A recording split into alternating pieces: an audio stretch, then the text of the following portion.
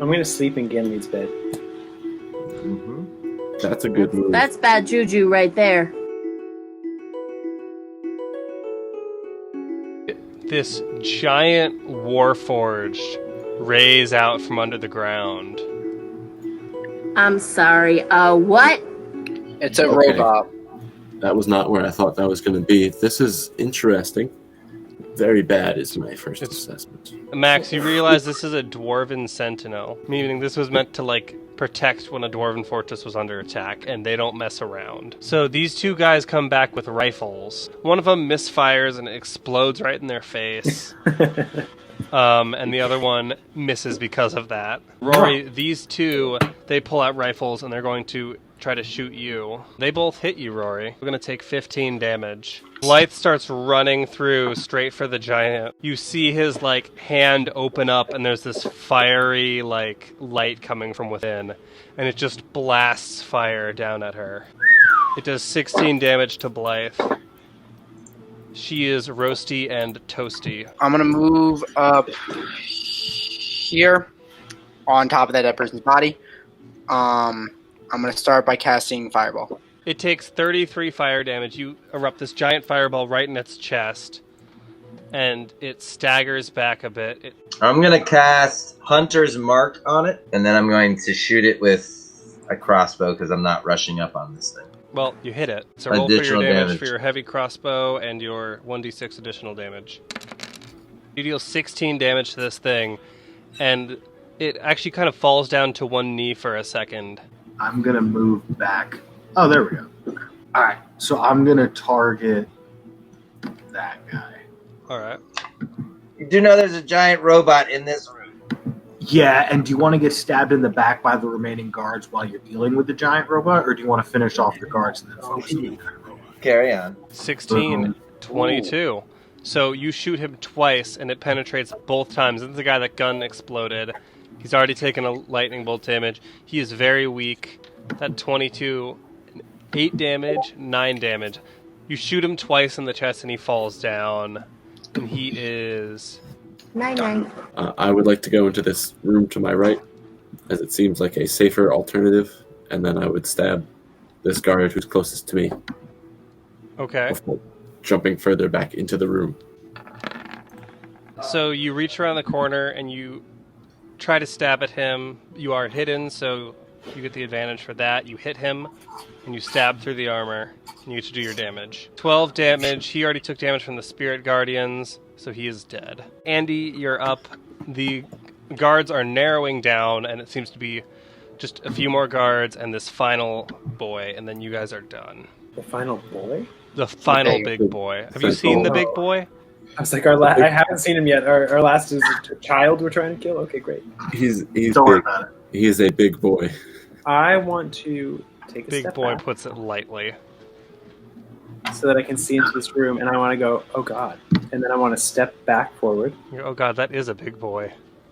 How far am I from this gentleman? Oh, 32 feet. Yuck. How is he looking? Is he looking beat up by any chance? Yeah. I want to, if I want to like yell something at him, does that count as an action? What No. is it? You can yell as much as you want. I want to yell, put down your sword and run away. Oh, you did it. He drops his gun and he just runs the other way. Because he sees the guy that just blasted all of his friends. As my bonus action, I want to burn a second level spell slot to get 2 sorcery points back. Whew. That's a good amount of damage. That's a great magic missile. Fantastic magic missile. Maria, you are up if you want to pile on that magic missile train. Yeah. That's exactly what I'm doing. I'm casting magic missile at 3rd level. So I'm doing 5 magic missile damage. So all of a sudden you guys hear these like whirs of energy just, like flying over your head and blasting into this robot. I want to wink at Tarell. Give her a thumbs up. I give a head nod. So he stomps forwards and You he would fire. spit I'm not fire sure. out of his mouth, and anyone that it hits is going to I'm have to hiding- make a I'm dexterity hiding saving behind- throw. That hits Max, Chuck, Maria, I'm hiding behind Chuck. Max, Chuck, Maria, Blythe, and Andy. And now for the damage.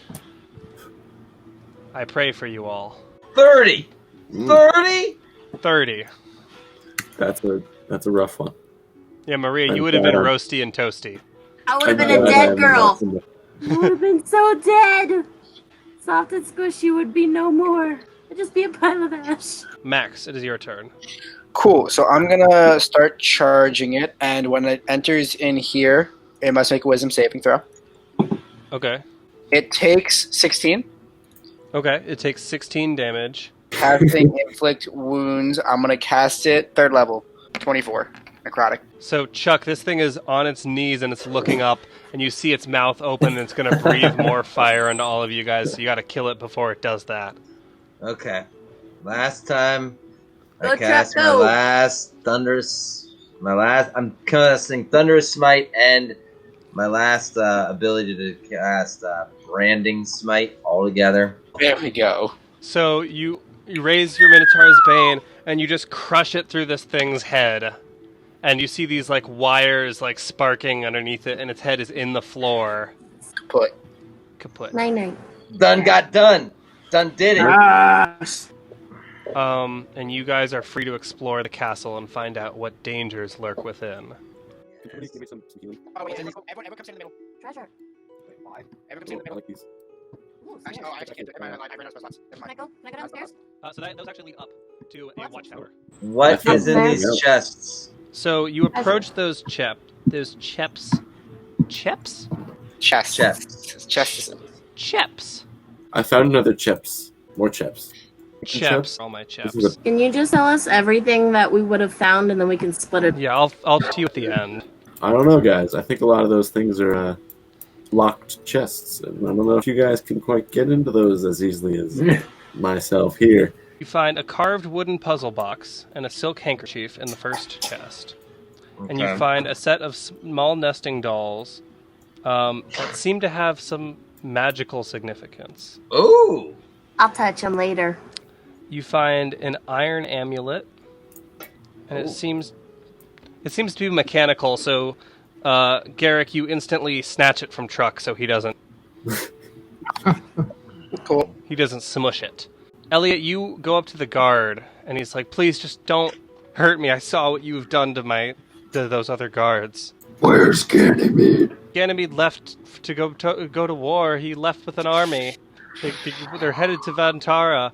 I don't know anything. This is like my first week here. It's my first week here. I'm gonna assume that he's not lying to me. I'm gonna knock him unconscious, 9-9. Okay, so you make him go night-night. and then I want to explore whatever weird telescope thing I've stumbled across. All right, so you see it seems to be some sort of dwarven contraption that you cannot decipher what it is. Rory, if you Telescope. touch that before an expert looks at it, I'm gonna shoot you. I want to know what I'm looking at. What am I looking at? So that's a desk, but something seems a little off about it. I'll investigate. I have good investigation. Just let me look at this gyroscope first. I want to cast Locate Object, and I want to see if Ganemede is anywhere around here. He's not an object. If we had put like an arrowhead in Or- him, you could find that arrowhead maybe, but His wooden arm. His wooden arm. His wooden arm! He has a creaky, squeaky wooden arm. Blythe is looking around, and Blythe is like, "This doesn't make any sense at all. These are dwarven statues. This was once a dwarven castle." Yeah, he stole it from us. Truck and Alan, you are in Ganymede's bedroom. Ooh. I'm gonna sleep in Ganymede's bed.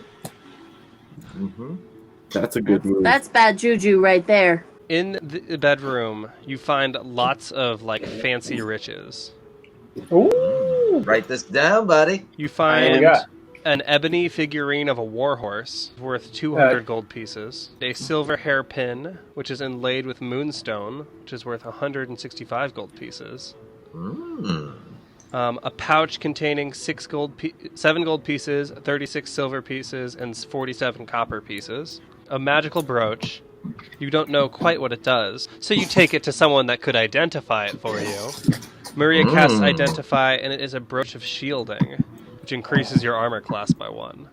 Ooh. another pouch containing 50 gold pieces and 43 silver pieces. Nice. This guy's got riches just laid out across his room. So keep going. Keep going. You find a rose crafted from gold dragon scales. Ooh, I like Can I want? Wait, That I is want worth 350 gold pieces. I want the rose. You find this one book, and you open it thinking it's going to hold secrets, but it's poems written by Ganemede. Yes. I would like to hold on to that, please. I would like to have a public reading of them. I'll have a reading next session for you guys. Adventure. Under the desk, you start hearing like this little thing moving. You look under it, and there seems to be a cage. And you pull it out, Oh. and there's a turtle inside of it. Yes. I want it! And upon further inspection, this turtle seems to have 2 heads. What? I like it. And that is all you find in Ganymede's room. So Maria's sitting here, and she's looking at this desk, and she's like, something is wrong. I felt that there was something wrong here, and I don't believe that there's nothing wrong here. This is Ganymede's desk. There has to be something here, right? Can I touch it for identify? Maria, make one more investigation check. 20. So you run your finger over it, and you're like, this, and all of a sudden you're like, huh. There's no dust on my finger. And there's dust everywhere else. And then you go into the desk, and you think you see these gears that go along the legs of the table. And you look around, and you find a little switch under the desk. So you press the switch, and then the desk starts to lower down, revealing a false panel, which you push, And? and it leads to a tunnel. I'm gonna go in. I'm gonna go in. I'm going. There's a statue back here. I'm going to go to the statue. Also, did we Something get draws you to this statue, okay? What is this? So you guys go up there, and you see this statue. It's this dwarven statue, and Max, you hear this voice in your head, and it says, you must stop him. All of the work that I've been trying to do is about to be undone, and I need you to fix it. You have been chosen to bridge the gap between the elves and the dwarves. Are you good there, Garrick? I'm not. I'm going to be silent. I don't know what to say. I don't really respond. Can I investigate this? Yeah, so you open that book, and it's this old dwarven tome, and it's got, like, all of the pages ripped out except for a few. And it's just about the crown. And it says, this is the crown of the deep, and it could awaken the deep.